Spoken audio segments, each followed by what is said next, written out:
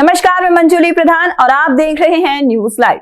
योग के महीने में हजारों साधकों को स्वास्थ्य लाभ, योग अभ्यास से सेहत में सुधार। 21 जून को अंतर्राष्ट्रीय योग दिवस के तौर पर मनाया जाता है। इसी से प्रेरणा लेते हुए IIMT इंजीनियरिंग कॉलेज मेरठ में जून के महीने को योग के महीने के तौर पर मनाया जा रहा है। IIMT विश्वविद्यालय मेरठ के मुख्य सभागार में छात्रों के अलावा शिक्षक भी योग के शारीरिक अभ्यास और प्राणायाम के सत्र में नियमित हिस्सा ले रहे हैं। योग के सत्र में अभी तक 1000 से ज्यादा अभ्यर्थी हिस्सा ले चुके हैं और योग से निरोग रहने की जीवन शैली पर काम कर रहे हैं। योग अभ्यास के संयोजक डॉक्टर सहदेव सिंह तोमर ने बताया कि योग के नियमित अभ्यास में लोगों की रुचि बढ़ती जा रही है। इंजीनियरिंग कॉलेज के डायरेक्टर डॉक्टर धीरेन्द्र कुमार ने बताया कि योग के अभ्यास के बाद लोगों ने अपनी रोजाना के शेड्यूल में काफी सुधार की बात कही है। सभी छात्रों और शिक्षकों के रुझान को देखते हुए योग के सत्र को नियमित करने पर भी विचार किया जा रहा है।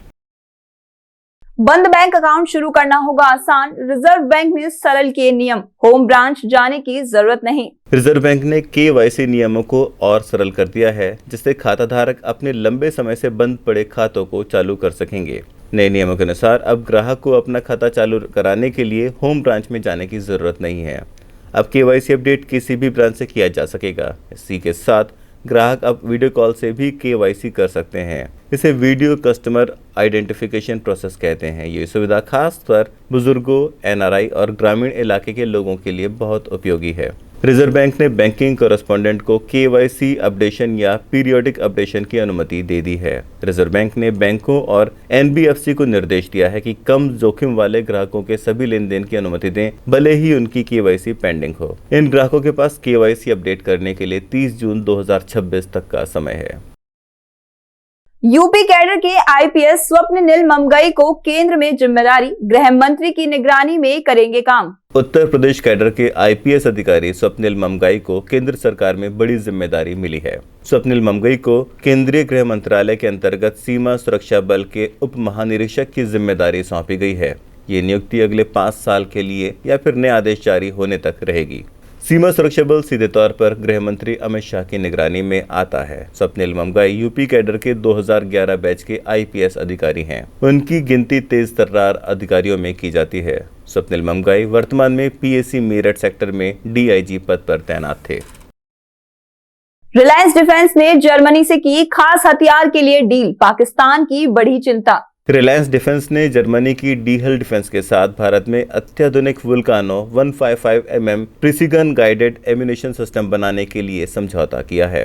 इस समझौता से देश की विदेशी सैन्य आयात पर निर्भरता कम होगी और घरेलू रक्षा उत्पादन क्षमताओं को मजबूत किया जा सकेगा। जर्मनी के साथ इस रणनीतिक सहयोग में रिलायंस डिफेंस मुख्य निर्माता के रूप में काम करेगा, जबकि डीहल डिफेंस कोर टेक्नोलॉजीज और गाइडेंस सिस्टम प्रदान करेगा। ये अत्याधुनिक आर्टिलरी शेल्स लंबी दूरी और हाई प्रिसीजन स्ट्राइक्स के लिए डिजाइन किए गए हैं। ये रत्नागिरी स्थित वटाड इंडस्ट्रियल एरिया में स्थित ग्रीनफील्ड की फैसिलिटी में बनाए जाएंगे। Vulcano 155 mm system laser guided GPS guided navigation से लैस है, जो लक्ष्य को बेहद सटीकता के साथ हिट कर सकता है। रिलायंस डिफेंस और जर्मनी कंपनी के समझौते से पाकिस्तान की चिंता बढ़ गई है।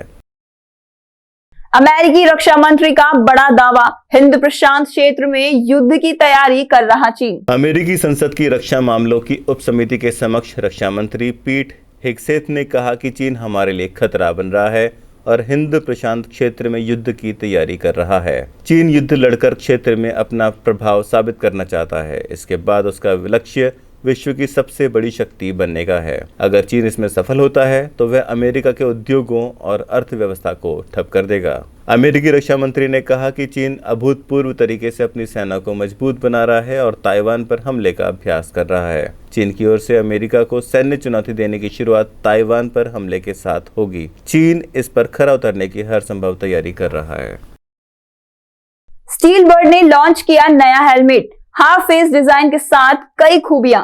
प्रमुख हेलमेट निर्माता कंपनी स्टील बर्ड ने दोपहिया वाहन चालकों के लिए नया हाफ फेस हेलमेट लॉन्च किया है। Steel bird SBH 23 AVA helmet में ग्राहकों को कई फीचर्स मिलेंगे। स्टील बर्ड के इस हेलमेट के डिजाइन में भारत में पड़ने वाली भीषण गर्मी को ध्यान में रखा गया है। इसमें प्रॉपर वेंटिलेशन और बेहतर राइडर कंफर्ट प्रदान किया गया है। स्टील बर्ड के इस हेलमेट में इटालियन डिजाइन और इंटीरियर मल्टीपोर रिमूवेबल और वॉशेबल हैं जो लंबे समय तक उपयोग के दौरान भी स्वच्छता और ताजगी बनाए रखते हैं।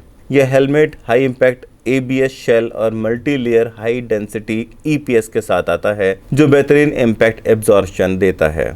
इसमें पॉलीकार्बोनेट, एंटी स्क्रैच वाइजर और इनर ब्लैक सनशील्ड है जो तेज धूप में भी बेहतर विजन प्रदान करता है। आगामी 24 जून को आ रहा पंचायत सीजन 4 फुलेरा में मचा प्रधान चुनाव को लेकर घमासान। Most awaited series panchayat season 4 जल्दी ही OTT प्लेटफॉर्म Amazon प्राइम पर आने वाला है। मेकर्स ने सीजन 4 का ट्रेलर रिलीज कर दिया है और इसमें बीते सीजन का हर किरदार नजर आ रहा है, लेकिन इन सभी की चुनौतियां नई हो गई हैं। ट्रेलर में दिखता है कि कैसे फुलेरा गांव में प्रधान के लिए मंजू देवी और क्रांति देवी के बीच चुनावी घमासान चल रहा है। दोनों अपने वोटरों को लुभाने के लिए अलग अलग तरीके आजमा रही हैं। पंचायत एक कॉमेडी ड्रामा सीरीज है जिसे the viral fever fame Deepak Kumar Mishra ने डायरेक्ट किया है और चंदन कुमार ने लिखा है। इस शो का पहला सीजन 2020 में कोविड के दौरान आया था। अब पंचायत सीजन 4 पहले 2 जुलाई को रिलीज होने वाला था, लेकिन इसे अब 24 जून को रिलीज किया जा रहा है। आज के लिए बस इतना ही। कल फिर मिलेंगे देश दुनिया की नई जानकारियों के साथ। तब तक के लिए देखते रहिए और सब्सक्राइब करिए IIMT मीडिया।